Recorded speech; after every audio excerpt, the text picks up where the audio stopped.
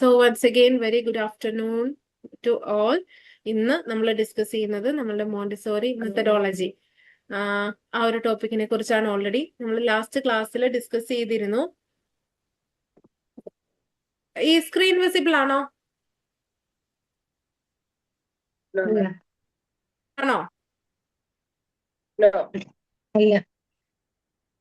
കേൾക്കുന്നില്ല? കാണാൻ പറ്റുന്നുണ്ടോ? കാണുന്നുണ്ട്. ഓക്കെ. സോ ടുഡേ ഇന്ന് നമ്മൾ ഡിസ്കസ് ചെയ്യുന്ന ടോപ്പിക് മെത്തഡോളജി, മോണ്ടിസോറി മെത്തഡോളജി ആണ്. ഓൾറെഡി നമ്മൾ ലാസ്റ്റ് ക്ലാസ്സിൽ കുറച്ച് ഇൻട്രൊഡക്ഷൻ ഒക്കെ പറഞ്ഞു പോയിട്ടുണ്ടായിരുന്നു. Let me repeat once again. Doctor Maria Montessori, അല്ലെങ്കിൽ അദ്ദേഹത്തിന്റെ പേരിലാണ് മോണ്ടിസോറി എന്ന് പറയുന്ന ഒരു എഡ്യൂക്കേഷണൽ സിസ്റ്റം, അല്ലെങ്കിൽ മോണ്ടിസോറി എഡ്യൂക്കേഷന്റെ ഫൗണ്ടർ എന്ന് പറയുന്നത് ഡോക്ടർ മരിയ മോണ്ടിസോറി ആണ്. The Montessori method of education developed by doctor Maria Montessori is a child-centered educational approach based on scientific observations of children from birth to adulthood. അതായത് ഒരു കുട്ടിയുടെ ചെറിയ ആദ്യ ബാല്യകാലം മുതൽ അഡൽട്ട് പീരീഡ് വരെ ഉണ്ടാകുന്ന എന്താ പറയുന്നത് സയന്റിഫിക് ആയിട്ടുള്ള ഒബ്സർവേഷൻസ് എല്ലാം, അല്ലെങ്കിൽ കുട്ടി കേന്ദ്രീകൃതമായ ഒരു എഡ്യൂക്കേഷണൽ അപ്രോച്ച് ആണ് മോണ്ടിസോറി മെത്തേഡ് എന്ന് പറയുന്നത്. ഈ മോണ്ടിസോറി മെത്തേഡിനെ മറ്റൊരു രീതിയിൽ കൂടെ പറയും പ്ലേവേ മെത്തേഡാന്ന് കൂടെ പറയും. അതായത് കളിയിലൂടെ കുട്ടികൾക്ക് പഠിക്കാനുള്ള അവസരം കൊടുക്കുന്നതാണ് ഈ മോണ്ടിസോറി മെത്തേഡിലൂടെ ഉദ്ദേശിക്കുന്നത്. ഈ മോണ്ടിസോറി മെത്തേഡിന്റെ ഫൗണ്ടർ ആണ് doctor Maria Montessori. Doctor Montessori's birth method has been time tested with over 100 years of success in diverse cultures throughout the world. നമ്മളുടെ ഈ ലോകത്തിലുള്ള ധാരാളം രീതിയിൽ നമുക്കറിയാം, അല്ലെങ്കിൽ നമ്മളുടെ ഒരു എഡ്യൂക്കേഷണൽ കൾച്ചർ അല്ല അടുത്ത കൺട്രിയിൽ വരുന്നത്, അവിടെയൊക്കെ വ്യത്യസ്തം ഉണ്ടാവും.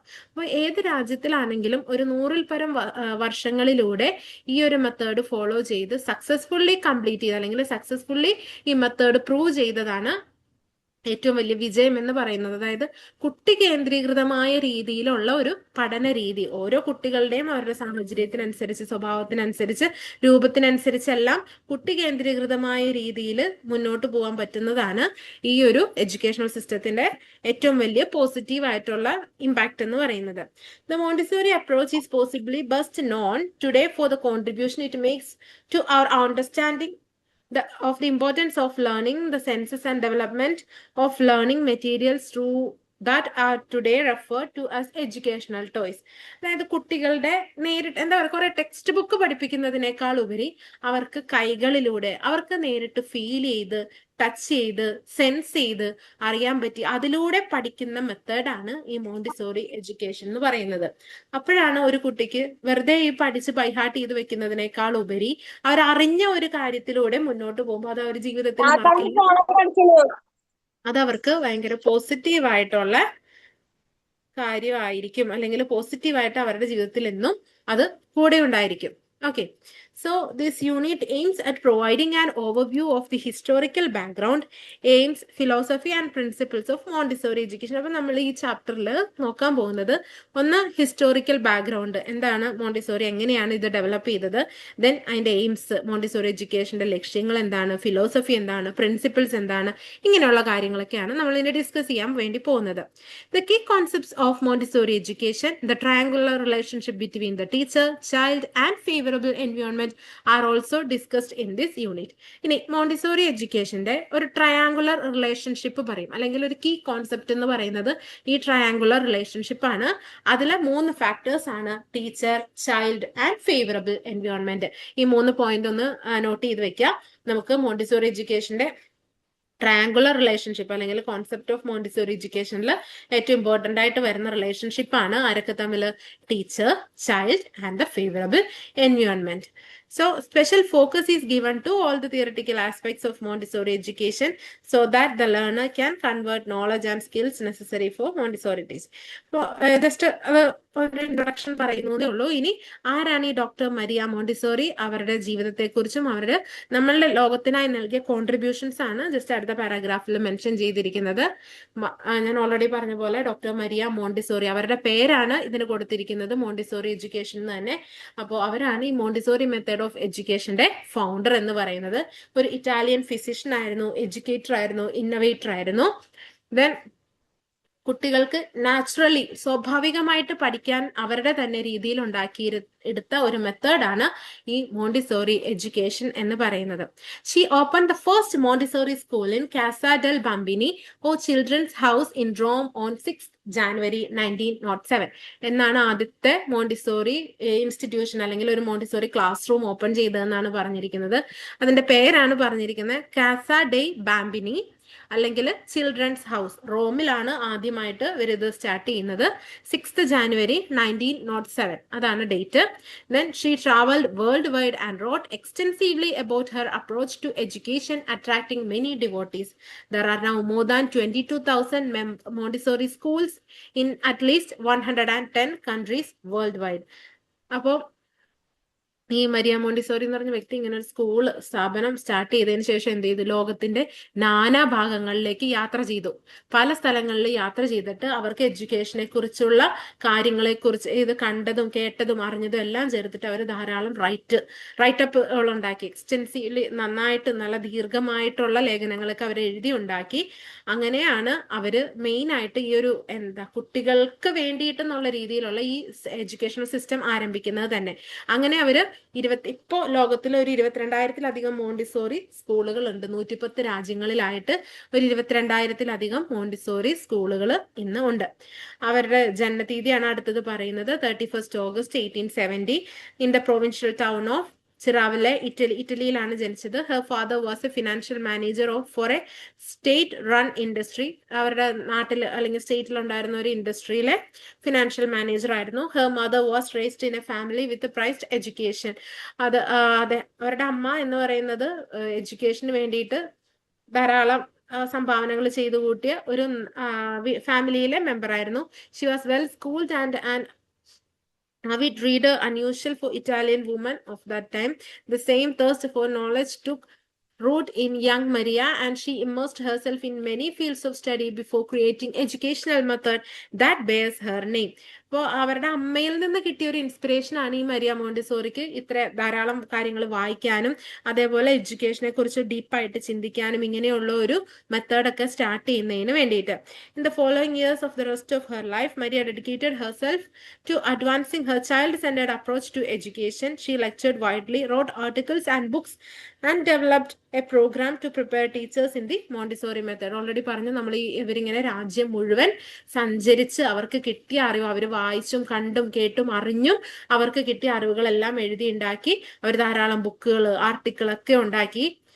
അതുകൂടാതെ അവരൊരു പ്രോഗ്രാം പ്രിപ്പയർ ചെയ്തു ടീച്ചേഴ്സിന് വേണ്ടിയിട്ട്. അതാണ് മോണ്ടിസോറി മെത്തേഡ് എന്ന് പറയുന്നത്. Through her efforts and work for her followers Montessori education was adopted world wide. അവരുടെ ഈ മെത്തേഡ്, അവരുടെ ഈ ഹാർഡ് വർക്കിലൂടെ അവർ ശ്രമിച്ച് നേടിയെടുത്ത ഈ മെത്തേഡ് എന്ന് പറയുന്നത് ലോകം മുഴുവൻ അംഗീകരിക്കപ്പെട്ടു. Maria Montessori pursued her ideals in turbulent times, living through war.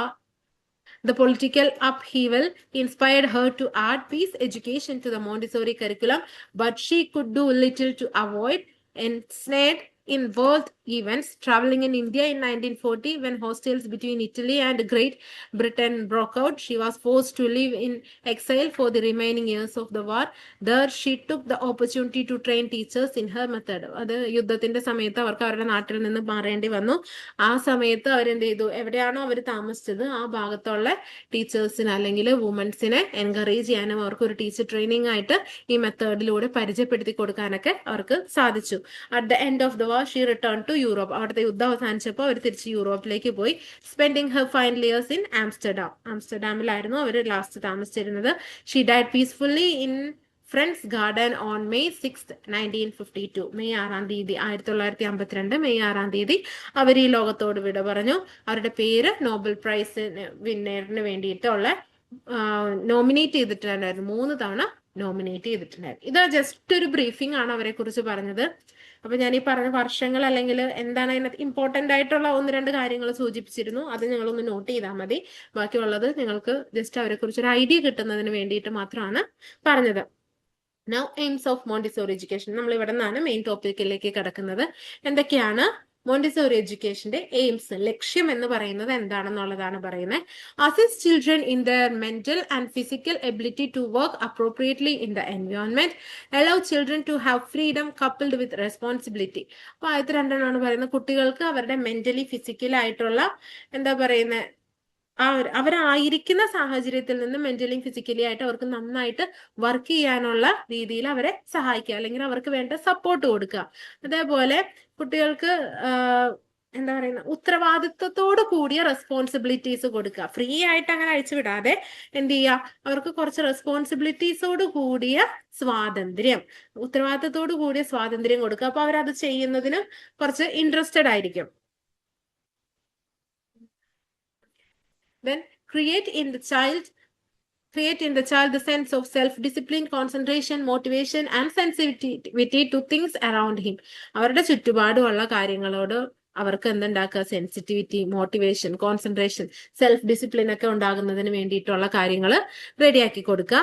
Then അല്ലെങ്കിൽ ആ ഒരു ചിന്താഗതി, അങ്ങനത്തെ സെൽഫ് ഡിസിപ്ലിൻ, കോൺസെൻട്രേഷൻ ഒക്കെ ഉള്ള കാര്യങ്ങൾ അവരുടെ ഉള്ളിൽ ക്രിയേറ്റ് ചെയ്യുക. Then development of social skill and emotional growth, physical coordination as well as cognitive preparation. അവരുടെ social skills, emotional growth, physical coordination, അതേപോലെ കോഗ്നിറ്റീവ് ഡെവലപ്മെന്റ് അല്ലെങ്കിൽ കോഗ്നിറ്റീവ് പ്രിപ്പറേഷൻ ഒക്കെ വേണ്ടിയിട്ടുള്ള സാഹചര്യങ്ങൾ ഡെവലപ്മെന്റിന് സഹായിക്കുക. Then help the children acquire a sense of common humanity that binds people to all races. ഏത് വിഭാഗത്തിൽപ്പെട്ട ആൾക്കാരാണെങ്കിലും കുട്ടികൾക്ക് അവരോടൊരു ഹ്യൂമാനിറ്റി, അതായത് നമ്മളുടെ ഒരു മനുഷ്യത്വപരമായിട്ടുള്ള രീതിയിൽ അവരോട് ബിഹേവ് ചെയ്യുന്നതിന് വേണ്ടിയിട്ടുള്ള ആ ഒരു കൾച്ചർ അല്ലെങ്കിൽ ആ ഒരു ഹ്യൂമാനിറ്റി ഇവരിൽ ഉണ്ടാക്കി എടുക്കുക. Then develop a positive attitude towards school and learning. പഠനത്തോടും സ്കൂളിനോടൊക്കെ ഒരു പോസിറ്റീവ് ആറ്റിറ്റ്യൂഡ് ഡെവലപ്പ് ചെയ്യാം. Then form extended habits of concentration, initiative and persistence. അതേപോലെ കോൺസെൻട്രേറ്റ് ചെയ്യാൻ, ഇനീഷ്യേറ്റീവ്, ഒരു എന്താ പറയുന്നത് ഫസ്റ്റ് സ്റ്റെപ്പ് മുന്നോട്ട് വെക്കാൻ, ദെൻ പെർസിസ്റ്റൻസ്, അതിൽ നിലനിൽക്കാൻ, അങ്ങനെയുള്ള കോമൺ ആയിട്ടുള്ള ഹാബിറ്റ്സ് അവരിൽ അങ്ങനെയുള്ള കാര്യങ്ങൾ വളർത്തിയെടുക്കാൻ, ഒരു കാര്യത്തിൽ കോൺസെൻട്രേറ്റ് ചെയ്യാൻ, അതിനു വേണ്ടിയിട്ട് കാലം മുന്നോട്ട് വെക്കാൻ, ദെൻ ആ രീതിയിൽ നിലനിന്ന് മുന്നോട്ട് പോകാൻ, അതിനൊക്കെ വേണ്ടിയിട്ടുള്ള സ്വഭാവ രൂപീകരണങ്ങൾ വളർത്തിയെടുക്കുക. Then provide a carefully planned stimulating environment where children are free to respond to their natural drive to work and learn. അതേപോലെ നാച്ചുറൽ ആയിട്ട് കോമൺ ആയിട്ട് അവർക്ക് ഫ്രീ ആയിട്ട് റെസ്പോണ്ട് ചെയ്യാൻ പറ്റുന്ന, അവരെവിടെയാണെങ്കിലും വർക്ക് ചെയ്യുന്നതാണെങ്കിലും ലേൺ ചെയ്യുന്നതാണെങ്കിലും അവർക്ക് ഫ്രീ ആയിട്ട് ആ ഒരു സമയത്തെ സാഹചര്യങ്ങൾക്ക് അനുസരിച്ച് പ്രതികരിക്കാനായിട്ട്, അത് ശ്രദ്ധയോടെ വീക്ഷിച്ച് അതിനെ പ്ലാൻ ചെയ്ത്, അല്ലെങ്കിൽ ആ ഒരു സമയത്ത് നാച്ചുറൽ ആയിട്ട് അവരിൽ നിന്ന് റിയാക്ഷൻസ് വരാനായിട്ടുള്ള സാഹചര്യങ്ങൾ ഒരുക്കി കൊടുക്കുക. Then awake the child sense of imagination. കുട്ടികളുടെ ചിന്താശേഷി വളർത്തിയെടുക്കുക. Encourage the child inherent love of learning. കുട്ടികളിൽ സ്നേഹം, അതായത് ഇൻഹറന്റ് ലവ് ഓഫ് ലേണിംഗ്, പഠനത്തോടുള്ള ഒരു സ്നേഹം വളർത്തിയെടുക്കുക. ഈ ഒരു 10 കാര്യങ്ങളാണ് എയിംസ് ഓഫ് മോണ്ടിസോറി എഡ്യൂക്കേഷൻ എന്ന് പറയുന്നത്. ഇത് നമുക്ക് എക്സാമിന് ചോദിക്കാറുണ്ട്. ഇതല്ലെങ്കിൽ പ്രിൻസിപ്പിൾസ് ഓഫ് മോണ്ടിസോറി എഡ്യൂക്കേഷൻസ് ഒക്കെ ചോദിക്കാറുണ്ട്. അതുകൊണ്ട് നിങ്ങൾ ഈ പറഞ്ഞ കാര്യങ്ങൾ ഒരു 10 പഠിക്കാൻ പറ്റിയില്ലെങ്കിലും ജസ്റ്റ് ഒന്ന് നോട്ട് ചെയ്യാൻ, നിങ്ങൾക്ക് ഓർക്കാവുന്ന രീതിയിൽ അതൊന്നും മനസ്സിലാക്കി പഠിക്കാൻ വേണ്ടിയിട്ട് ശ്രദ്ധിക്കുക. ദെൻ അടുത്ത ടോപ്പിക് വരുന്നതാണ് പ്രിൻസിപ്പിൾസ് ഓഫ് മോണ്ടിസോറി എഡ്യൂക്കേഷൻ. ഇനി 8 പ്രിൻസിപ്പിൾസ് ഓഫ് മോണ്ടിസോറി എഡ്യൂക്കേഷൻ എന്ന് പറയുന്നത്. അതിനകത്ത് ഒന്നാമത്തതാണ് movement and cognition are closely entwined and movement can enhance thinking and learning. മൂവ്മെന്റും കോഗ്നീഷൻ എന്ന് പറയുന്നത് രണ്ടും പരസ്പരം ബന്ധിച്ചിരിക്കുന്ന കാര്യങ്ങളാണ്. അപ്പോൾ മൂവ്മെന്റിന് എന്ത് ചെയ്യാം, മൂവ്മെന്റിനാണ് എപ്പോഴും തിങ്കിങ്ങും ലേണിങ്ങും കൂട്ടാൻ വേണ്ടിയിട്ട് സഹായിക്കുന്നത്. ക്ലിയർ ആയോ? Then the learning and well-being are improved when people have control over their lives. അതേപോലെ നമുക്ക് നമ്മളുടെ സ്വന്തം ജീവിതത്തിൽ, അത് ഇപ്പൊ മക്കൾക്ക് മാത്രമല്ല കേട്ടോ, നമ്മളുടെ കാര്യത്തിൽ തന്നെയാണെങ്കിലും നമുക്ക് നമ്മളുടെ ജീവിതത്തിന് ഒരു കറക്റ്റ് ആയിട്ടുള്ള പ്രോപ്പർ ആയിട്ടുള്ള കൺട്രോൾ ഉണ്ടെങ്കിൽ മാത്രമേ എപ്പോഴും പുതിയ പുതിയ കാര്യങ്ങൾ പഠിക്കാനും അതിൽ നമുക്ക് വളർന്നു വരാനും ഇംപ്രൂവ്മെന്റ് ഉണ്ടാവാനും സാധിക്കുകയുള്ളൂ. അപ്പോൾ ഈ ഒരു വാക്ക് ഇമ്പോർട്ടന്റ് ആണ്. The learning and well being are improved when people have control over their life. People learn better when they are interested in what they are learning. അതേപോലെ ഒരാൾക്ക് കൂടുതൽ താല്പര്യം ഏത് സബ്ജക്റ്റിനോടാണോ അതായിരിക്കും അവരെപ്പോഴും കൂടുതൽ പഠിക്കുന്നത്, അല്ലെങ്കിൽ അത് പഠിക്കാനായിരിക്കും അവർക്കൊരു ഇൻട്രസ്റ്റ്. നമുക്ക് തന്നെയാണെങ്കിൽ അറിയാം, നമ്മൾ ചെറിയ ക്ലാസ്സിലായിരുന്നപ്പോൾ ചിലപ്പോൾ നമുക്ക് മാത്സ് വലിയ താല്പര്യം ഉണ്ടായിരുന്നില്ലായിരിക്കാം. അതേപോലെ സോഷ്യൽ സയൻസ് സയൻസ് വലിയ താല്പര്യമില്ല എന്നായിരിക്കാം. പക്ഷെ ചിലവർക്ക് ഇംഗ്ലീഷ് ഭയങ്കര, അത് ഡിപ്പെൻസ്, ഓരോരുത്തരിലും അത് മാറിക്കൊണ്ടിരിക്കും. അപ്പൊ ഏത് സബ്ജക്റ്റിനോടാണോ നമുക്ക് താല്പര്യം, ചിലവർക്ക് പഠിക്കാനേ ആയിരിക്കില്ല, ആർട്ട് വർക്കുകളോടായിരിക്കും താല്പര്യം. അങ്ങനെ അത് ഓരോരുത്തരിലും മാറി മാറിക്കൊണ്ടിരിക്കും. അപ്പൊ ഏതിലാണോ നമുക്ക് താല്പര്യം അതിനെക്കുറിച്ച് കൂടുതൽ അറിയാനും പഠിക്കാനും നമ്മളുടെ ഇൻട്രസ്റ്റ് കൂടും. Then tying extrinsic reward to an activity like money for reading or high grades for text negatively impact motivation to engage in that activity when the reward is withdrawn. അതേപോലെ ഇത് കുട്ടികൾക്ക് ചെറിയ ചെറിയ കാര്യങ്ങൾ ചെയ്ത് അവർ ഇപ്പോൾ നന്നായിട്ട് വായിച്ചു, അല്ലെങ്കിൽ ടെസ്റ്റ് പേപ്പറിൽ നല്ല മാർക്ക് കിട്ടി, അതിന് പൈസ കൊടുക്കുക അല്ലെങ്കിൽ സമ്മാനം കൊടുക്കുക എന്നൊക്കെ പറയുന്നത് മക്കളുടെ ഒരു നെഗറ്റീവ് ഇമ്പാക്റ്റ് ഉണ്ടാക്കും. കാരണം പിന്നത്തെ തവണ അവർക്ക് കിട്ടിയില്ല എന്നുണ്ടെങ്കിൽ അത് അവർക്ക് ഭയങ്കര വിഷമമായിട്ട് മാറാനും ചാൻസ് ഉണ്ട്. അതേപോലെ അത് അവർക്ക് ഒരു എന്താ പറയുന്നത്, ഒരു ഗിൽറ്റി ഫീലിംഗ് അവരിൽ അത് ഉണ്ടാക്കും. ഇപ്പൊ നെഗറ്റീവ് ഇമ്പാക്ട്സ് മോട്ടിവേഷൻ ആയിരിക്കും ചിലപ്പോൾ നടക്കുന്നത്. നമ്മൾ ഇത് കൊടുക്കുമ്പോൾ ചില പോസിറ്റീവായിട്ടായിരിക്കും നമ്മൾ ചെയ്യുന്നത്, പക്ഷെ ചില സാഹചര്യങ്ങളിൽ ഇങ്ങനെയും വരാനായിട്ടുള്ള ചാൻസുകളുണ്ട്. Then next point, collaborative arrangements can be very conductive to learning. അതേപോലെ കൊളാബറേറ്റീവ്, കൂട്ടായിട്ടുള്ള ടീം വർക്ക് പോലെയുള്ള അറേഞ്ച്മെന്റ്സ് ചെയ്തിട്ട് പഠിപ്പിക്കുന്നത് ഭയങ്കര പോസിറ്റീവ് ആയിട്ടുള്ള എഫക്റ്റ് ഉണ്ടാക്കും ലേണിങ്ങിന്. Learning situated in meaningful context is often deeper and richer than learning in abstract context. Abstract context എന്ന് പറയുന്നത്, അതായത് ഒരു കാര്യത്തിന്റെ ഡീപ്പർ ആയിട്ട് പഠിക്കുന്നതിനെയാണ് അബ്സ്ട്രാക്ട്, അതായത് രത്ന ചുരുക്കം എന്നൊക്കെ നമ്മൾ പറയില്ലേ, ആ ഒരു രീതിയിൽ വരുന്നതാണ് അബ്സ്ട്രാക്ട് കോണ്ടെക്സ്റ്റ് എന്ന് പറയുന്നത്. അപ്പോൾ ഒരു കാര്യം അറിഞ്ഞ് മീനിങ് ഫുൾ ആയിട്ട് എപ്പോഴും പഠിക്കുന്നതാണ് കൂടുതൽ ഡീപ്പർ അല്ലെങ്കിൽ റിച്ചർ, അതിന്റെ അബ്സ്ട്രാക്ട് പഠിക്കുന്നതിനേക്കാളും നല്ലത്. അതിന്റെ സംക്ഷിപ്ത രൂപം പഠിക്കാതെ ആ കാര്യത്തെക്കുറിച്ച് ഡീറ്റെയിൽഡ് ആയിട്ട് എല്ലാ വശങ്ങളും അറിഞ്ഞ് നന്നായിട്ട് മനസ്സിലാക്കി പഠിച്ചു കഴിഞ്ഞാൽ അതൊരിക്കലും മറക്കില്ല. അതിൽ നമുക്ക് സംശയങ്ങൾ ഉണ്ടാകാനും ചാൻസ് കുറവാണ്. അപ്പൊ അതുകൊണ്ട് എപ്പോഴും ഒരു അബ്സ്ട്രാക്ട് ഫോമിൽ നിന്നുള്ള പഠിക്കുന്നതിനേക്കാൾ ഉപരി നല്ലത് ഡീറ്റെയിൽ ആയിട്ട് പഠിക്കുന്നതായിരിക്കും. Then next, seventh one, particular forms of adult interaction are associated with a more optimal child outcomes. അതേപോലത്തെ മറ്റൊരു ഫാക്ടറാണ് അഡൾട്ടിന്റെ ഇന്ററാക്ഷൻ. വലിയ മുതിർന്നവരുമായിട്ടുള്ള ഇന്ററാക്ഷൻ കുട്ടികളുടെ ഔട്ട്കമ്മിന്, അവരിൽ നിന്ന് പുറത്തു വരുന്നതിനേക്ക് വളരെയധികം ഇമ്പോർട്ടൻ്റ് ആണ്, അല്ലെങ്കിൽ അതും അസോസിയേറ്റഡ് ആണ്. ഒരു കുട്ടിയുടെ സ്വഭാവ രൂപീകരണം ആണെങ്കിലും എന്ത് കാര്യത്തിലാണെങ്കിലും മുതിർന്നവരുടെ ഇന്ററാക്ഷൻ അതിലൊക്കെ അസോസിയേറ്റഡ് ആണ്. Then order in the environment is beneficial to children. അതേപോലെ നമ്മളുടെ എൻവയോൺമെന്റിന്റെ ഒരു നിയമം അല്ലെങ്കിൽ അതിന്റെ ഒരു ഓർഡർ എന്ന് പറയുന്നത് കുട്ടികൾക്ക് വളരെയധികം ബെനഫിഷ്യൽ ആണ്. അപ്പൊ ഇത്രയും കാര്യങ്ങളാണ് നമ്മൾ ഇന്നത്തെ ക്ലാസ്സിൽ ഡിസ്കസ് ചെയ്തത്. ജസ്റ്റ് എന്താണ് മോണ്ടിസോറി മെത്തഡോളജി എന്ന് കണ്ടു, ദെൻ മരിയ മോണ്ടിസോറിനെ കുറിച്ച് പരിചയപ്പെട്ടു, aims of Montessori education, then principles of Montessori education. ഇത്രയും കാര്യങ്ങളാണ് നമ്മൾ ഇന്നത്തെ ക്ലാസ്സിൽ ഡിസ്കസ് ചെയ്തത്. Then I think now it's the time for winding up the session. So come, let's back to the live screen. നമുക്ക് ഇന്നിപ്പോ ആദ്യത്തെ ഒരു ഇൻട്രൊഡക്ഷൻ ഒക്കെ പറഞ്ഞു നിന്നത് കൊണ്ടാണ് കുറച്ച് സമയം ഡിലേ വന്നത്. നെക്സ്റ്റ് ക്ലാസ് മുതൽ നമുക്ക് കുറച്ചുകൂടെ പോർഷൻസ് എടുക്കാം. ഇന്ന് അടുത്ത അത്രയും ഭാഗങ്ങൾ മനസ്സിലായോ? ക്ലിയർ ആണോ? ഞാൻ മൈക്ക് അൺമ്യൂട്ട് ചെയ്തിട്ടില്ല അല്ലെ, ഒരു minute.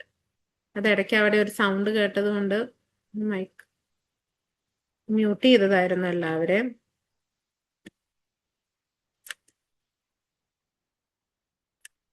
Okay. So now you can unmute yourself. Clear ആയോ?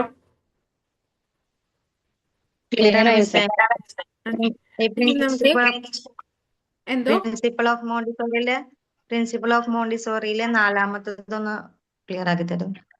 ഒരു മിനിറ്റ്. നാലാമത്തെ പോർഷൻ അല്ലേ, പോയിന്റ് നമ്പർ 4.